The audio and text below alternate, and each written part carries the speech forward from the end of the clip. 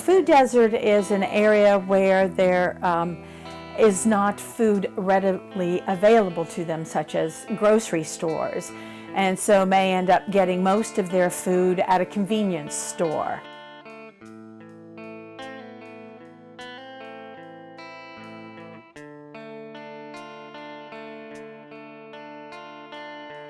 Perry County is not completely a food desert. A few years ago we were.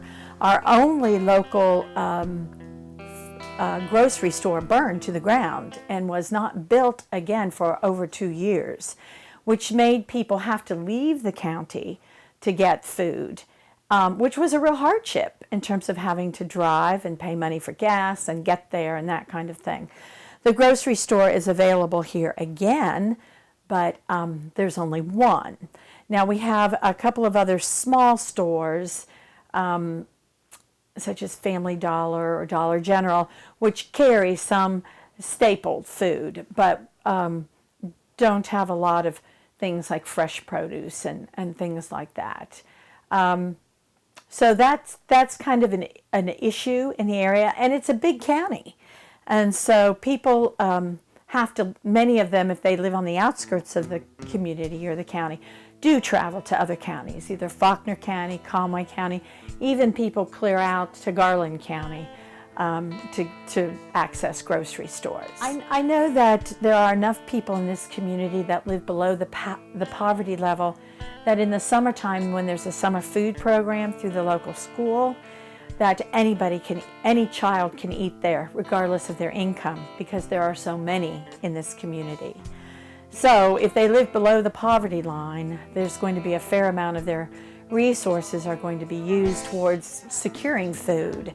And so there would be definitely food insecurity. The food stamp program is available, and also the WIC program, Women, Infants, and Children.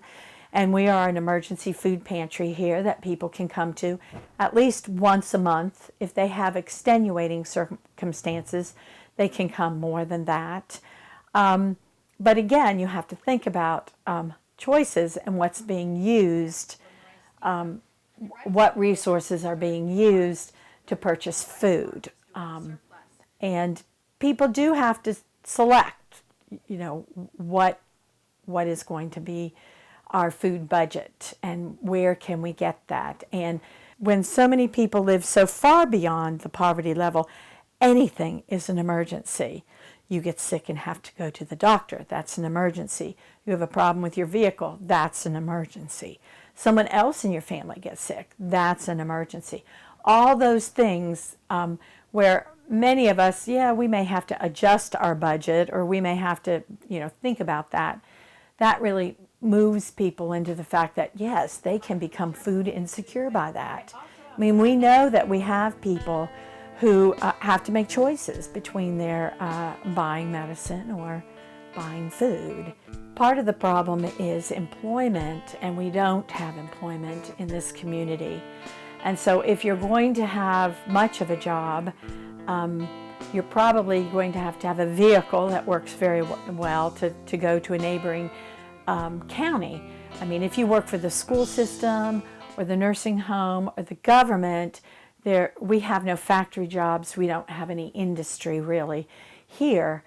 We do have a large number of disabled people. I don't know exactly why that is, but and to live on disability is not a great deal of money. And so these people always are kind of insecure in their budgets and how they're going to make it and what they're going to choose to pay for things. But we do know in the summer that we will end up giving out a lot more food. And even for, say there's a family where the mother or father had worked, but now the children are home from school, and their job, it may not pay them to work and to pay for child care. So then they may end up not working in the summertime and then become more needy in terms of using the food pantry and that kind of thing. So those are all things that our families have to juggle and think about and deal with every day. Partners for Progress, we've been here for 28 years. We've been in different buildings, and we're all volunteers. There isn't anyone here who has a paid position. And we've been able to do that. I don't know if we'll be able to do that forever. We started out with $35 and a room in a building that had no electricity. We bought some pasta and some spaghetti sauce, and that's what we opened our doors with. We started out with just a few clients, and remember, we're very sparsely populated, but we average about 250 families a month. We get food from donations from the community, from corporations sometimes will do something, although Perry County doesn't have much of that, but it might spill over from Pulaski County. We purchase from the Arkansas Food Bank Network, where we're able to get food at a much, much reduced cost. Today was a delivery day where we had a truck come and delivered the food that we had gone ahead and ordered. And this today was about $1,600 worth of food. And it seems to be feast or famine. Right now our shelves are really full. Towards the end of the month, they get pretty sparse. We have used the Arkansas Rice Depot for many years, but by and large, we are community supported. You know, people do make choices about where they live, and the whole idea of growing food for themselves is something that I think we do need to continue and to foster, so that more of our clients who do come for emergency food would think about raising maybe even just 2 or 3 tomato plants, or 1 row of beans or something like that they could harvest and have for themselves. I do think, and I don't know if they're doing it in the local schools now, but I do think that's the kind of thing that could be more encouraged. If you're going to raise a garden, or if you're going to cook with things in a garden, you have to be available to do that. If you have people that are traveling far for jobs and then traveling back to this community, because we do not have many jobs in this community, then you've really cut down on the ability, time, and that kind of thing. So one thing kind of leads to the other. If you're going to have a job, chances are you're not going to have it in this community, in this county. I know the extension people have offered to have classes, have offered to do things for instruction.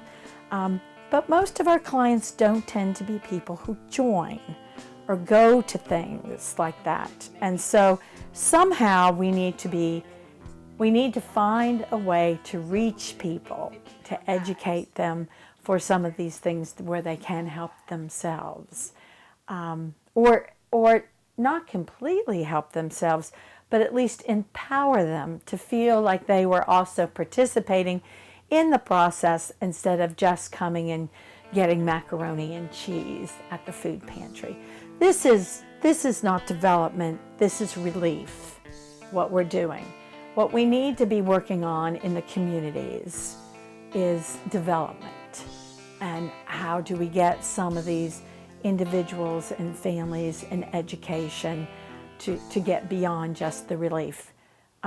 That would be wonderful. We know that's not what we're doing. We're doing relief. And I don't know what agencies should be doing development, but that's what's going to make the difference in some of our communities and about the food. Nobody's shopping at Ferguson's Grocery since they closed it down.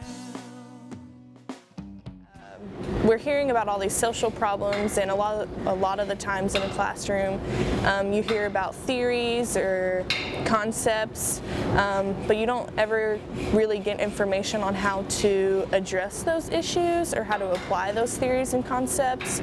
But Dr. Huss kind of gave us some information on how to kind of apply those things, and we were like, okay, we can do something about all these things we hear about, like children not getting a Christmas or people not having food to eat. So we decided to make Because We Can, because if you have the means to help someone, you should help someone. I feel that's kind of, along with addressing social issues, that's like what Because We Can is doing. We're saying, hey, you can do something now. It's super easy, and your classes are providing you with information on how to tackle these issues that we hear in our community. So yeah, with the growth of Because We Can, it's like grown a lot. It's like 100 plus people when it was just 3. We were like, we don't know how to do this, and now we're like, okay, we need 2 shifts for volunteers because we have so many. And it's kind of turned into an organization where people are like, well, we need this service project done. We'll ask Because We Can because that's what they do, and we always know we can rely on them. So that's a really good feeling. I think we fed over 5,000 people, over 3 tons of food, which is a lot. In 3 months, I mean, that number is going to continue growing. We've made even more connections within the communities, people who hear about us and, hey, I want to be a part of that. We could really use your food here. We get food from leftover games. We get their leftover like soft pretzels. Bass Tech gives us their Witch sandwiches that people don't pick up, or their Chick-fil-A stuff that doesn't get sold. Doc Bryan gives us their personal pizzas that we make. So really, our whole campus has started food recovering and wanting to help. So it's really awesome. I wish I could tell every student ever, get involved and do something, because there's no sense of to be in college and not be doing something already. I think a lot of the time we have a mentality, okay, I'm going to go through college, then I'm going to do something. And I feel that's kind of, along with addressing social issues, that's like what Because We Can is doing. We're saying, hey, you can do something now. It's super easy, and your classes are providing you with information on how to tackle these issues that we hear in our community. I have 3 majors, I work, and I still try and find time. So there's always time. It's excuses that we need to get rid of, is how I feel. If I don't know, it needs to be important enough to people to make time for, and helping your fellow person out should always be at the top of your list. I think so. I think that's one of the biggest things, educating people what food insecurity is, because the first thing that comes to mind is like, well, it's probably just homeless people. Well, no, times have changed. Food insecurity, you can have a car and be food insecure. You can have a house and be food insecure. And just really getting people to know that. And I think people are starting to understand that, because where we live, we have to have commodities like a cell phone and a house, but that doesn't mean we'll always have money for food. Especially as college students, we're trying to say that you got to pay for books, you got to pay for tuition, you got to pay for rent. If you don't live on campus, you got to pay for your meal plan. My family was at one point, when we first moved to Arkansas, my mom worked as a cashier and she didn't have a lot of money, so we relied on food banks. I mean, we had a car, we went to school, we had clothes, but she had 3 kids, so it wasn't easy to make ends meet, so she had to rely on that. And I remember that as a kid, but I remember being thankful for it, like, hey, look, we have all this food all of a sudden, that's awesome. And I mean, it's just sometimes hard to make ends meet. And talking to people who are food insecure, you know, no one ever wants to be in that position. And it's not, I really wish we could get away from thinking that it's someone's fault. No one wants to be homeless. No one wants to. There are people who don't get out of it, but that's very rare. I mean, you don't just think to yourself one day, well, I want to drop out of college and live in my car and be food insecure. That's just not something people want. There's people who don't take the right steps to get out of it, but that's also, you know, we spoke with a couple of the missions here that we feed, just teaching people how to balance checkbooks, or the older generation who are homeless or food insecure, knowing how to work Microsoft so they can get a job. It goes beyond, like, food insecurity goes beyond just our food recovery program. That's one facet we get to help with, but just addressing poverty as an issue will address food insecurity as an issue. Well, I think we're kind of a generation that's apathetic. We, you know, the typical, I see a commercial, I'll give money, but I'll never hands-on experience or be with those people. We need to get away from that and be empathetic and sympathetic to where we can stand alongside people who are food insecure, help them, because in return it benefits a community as a whole. If we can help them get out of their situation and be productive members, how does that not benefit everyone? Or if you think, well, if I was in that position, would I want help? Or would I be too scared to ask? Just breaking down those barriers will allow people to ask and feel free to ask and not be as embarrassed, hopefully. Or even in Russellville, because we're a food desert, if you don't have a car, you can't drive to a food bank if you live 10 minutes out of town.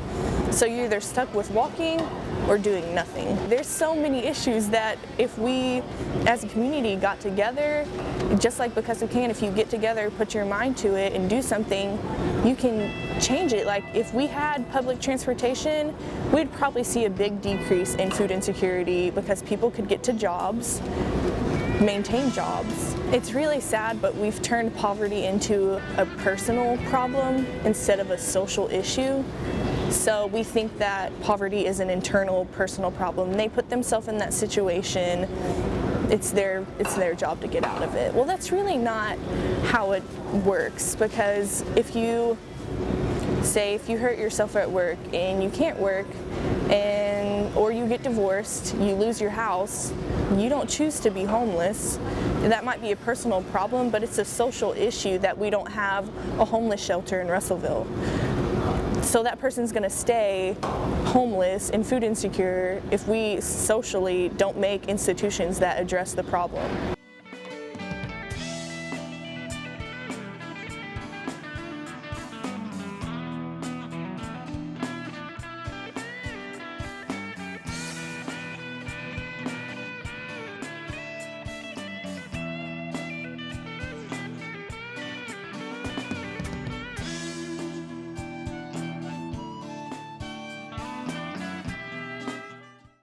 One thing that's real shocking about this area is that it's really not different from the rest of the state. And a lot of people think Northwest Arkansas is, well, it's different because of the economic development and the big companies that are here.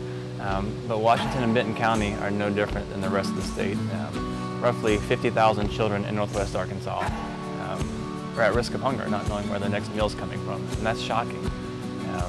And so, 1 in 5 Arkansans that essentially don't know where the next meal is coming from. When the national average is 1 in 7, it's pretty mind-blowing. And for us, it means there's an opportunity to do something, really. Well, at the Pack Shack, we believe in being neighborly and showing kindness and generosity and compassion to our neighbors in need. And really, our mission is to supply provisions and opportunities to our neighbors in need. But our vision is really to create communities of people that love and serve their neighbors in need. We really want to empower people to be a part of something bigger and to make a difference and to actively get involved with the causes that they're passionate about. That's one reason that we have our what we call Feed the Funnel parties. The first thing we really want to do is to raise awareness about an issue that a lot of people don't know about. I myself was one of those people when we started this, and when I learned of food insecurity in Arkansas, I thought it was a joke. I thought there's no way. My wife and I had spent a couple years overseas in Rwanda as Peace Corps volunteers, which was a phenomenal experience, but really got to see hunger on a kind of a global scale. And I thought, that's really what hunger looked like. It's not something that's so much, really prevalent in the U.S. And when I learned of the statistics and the numbers, I was blown away. So really we began asking questions, how can we fill in the gap? Where's the need? How can we be a part of it? And that's kind of what the Pack Shack was born out of. Was a response to the community saying, people aren't aware of this and they're not doing anything about it because they don't know about it. And so we thought, hey, let's take this really fun, proven model of packing meals. First, we'll help raise awareness. We'll get people together. We'll share the information that people don't want to hear, but it's necessary to hear so that you can do something about it. And then we'll have some fun. We'll roll up our sleeves, put on some beautiful hairnets, and get to packing meals and do something about it. Had our first party in March of 2014. So we're really just coming up on our 2-year anniversary of our operations. Well, the first 9 months, we packed a little over 1 million meals. Last year we packed about 4.8 million meals. So we've surpassed 6 million meals, getting closer to 7 now, which is exciting. And that was from New York to California and in between. So we had a chance to travel to a lot of places, and those meals that we packed stayed in those communities. We go where the need is and where the momentum is. And if people ask us to come and it makes sense, we're going to load up the truck, we're going to be on the road, and we'll be there. And even more exciting than that is that we've been able to engage over 30,000 people in the fight against hunger. So that's powerful, being able to have that kind of movement of people that are aware now of an issue and that they can do something about it if they choose to. I mean, Arkansas leads the way in terms of food insecurity. Number one, I believe still currently number one in the nation, or worse in the nation. Across the country, it's around 50 million people. So it's not just a local thing, it's a global thing. And it's not that there's not enough food to go around. The amount of food waste is a whole nother issue that's frustrating. But there's food there, it's just not getting where it needs to go. So we call them Feed the Funnel parties. Kind of a goofy, fun name, because that's essentially what we're doing, is feeding this funnel all these ingredients.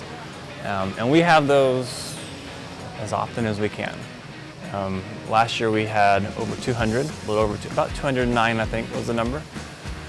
This year it wouldn't surprise me if we get closer to 300, at least 250. Well, the rice comes from Arkansas, so it's special, so it's local. The rest of the stuff comes from Iowa, Illinois, that part of the country. Every party host has the option to choose where they want the meals to go. As we travel to different parts of the country or the state, that community, they know their community better than we do, realistically. They may already have groups that they support within their church or their business, and so there's already a buy-in there, and it's easier for them to say, hey, we want these meals to go to you. And so the groups have the opportunity to choose where they want the meals to go, but it's typically food banks, food pantries, homeless shelters, school feeding programs, but there's a variety of ways that it can go. The meals are shelf-stable, really easy to prepare. You just add 8 cups of water and cook for 20 minutes, so even something that I can easily make, which is nice. And it's high in protein, high in micronutrients. It's a really nutritious meal. It actually tastes good, which is rare, and so we're really excited about kind of the value that nutritionally our meals bring. The meals go to different groups like that, and it's been exciting to see the response as people get more familiar with these meals in the food banks and food pantries, because they're cooking it on a regular basis now. They're incorporating other things into it, whether it's canned chicken or sausage or other spices. There's a lot of fun things you can do with it if you want to supplement it, but you can also eat it as is, and it's a perfectly kind of stable, well-rounded meal. Food pantries, obviously they're operating on very limited budgets, and so they need donations, and they're not going to push stuff away because it's not what they want. So you may walk into a food bank and see an entire pallet of Snickers bars, and they don't want it sitting there, so they need to get rid of it. But it's interesting when you look at kind of poverty and food insecurity, things like chronic diseases like obesity, high blood pressure, those things disproportionately affect the impoverished community, which makes sense if you think about it, because they're stretching their dollar as far as they can, which doesn't mean getting organic meat or vegetables and fruit. It's getting the most that you can with that dollar. If you think about people that are on food stamps and they have $4 a day per person, well, you want to get as much food as you can for that $4. So that might be all processed, high-fat foods, because that's what's cheapest, sadly. It really sucks, to be honest, because they're not going to get out of the system on such little resources to spend as far as nutritionally. So they are suffering with things. That's why you notice a lot of populations that are suffering with obesity and high blood pressure and cholesterol. And it's kind of this vicious cycle, to be honest. Yeah, actually, it goes into effect today, I believe. I forget the number, but it's thousands of families that are losing their food stamp benefits. And you also have to think about all the families and mothers today that are wondering what they're going to do, because they depended on that money and that assistance. So it's a tough time. There's a gap that's been created, and these families are wondering how they're going to make that up. So hopefully there's ways that we can be involved in that, but it's an ongoing challenge. We believe that it's our job to take care of our neighbors. We don't think that it's our responsibility to wait on people in faraway places like DC and Little Rock to take care of our neighbors in need. Food assistance hasn't been around forever. There was a time when that didn't exist, and neighbors took care of neighbors. You hear stories of your grandparents or great-grandparents talking about how when their neighbor was in need, they stepped up, they met that need. And that's what we really hope to create as communities of people that can get back to that. Because we're not too far removed to be able to step up and meet the needs of those in our community. And the church has a big part to do with that as well, a very large part to do with that. So we believe that the solution lies in neighbors loving their neighbors as themselves, really. That's what it comes down to. If we did that more, I think we would see a lot less of these problems. a lot more social injustices being taken care of if neighbors would really love their neighbors in need and serve them. It's really humbling to get to do what I do. It's one of those jobs you wish that there wasn't a need for it, obviously. One of those things you want to work yourself out of a job. But the fact is, there's a need, and right now we've been given the opportunity to help play a part in that need.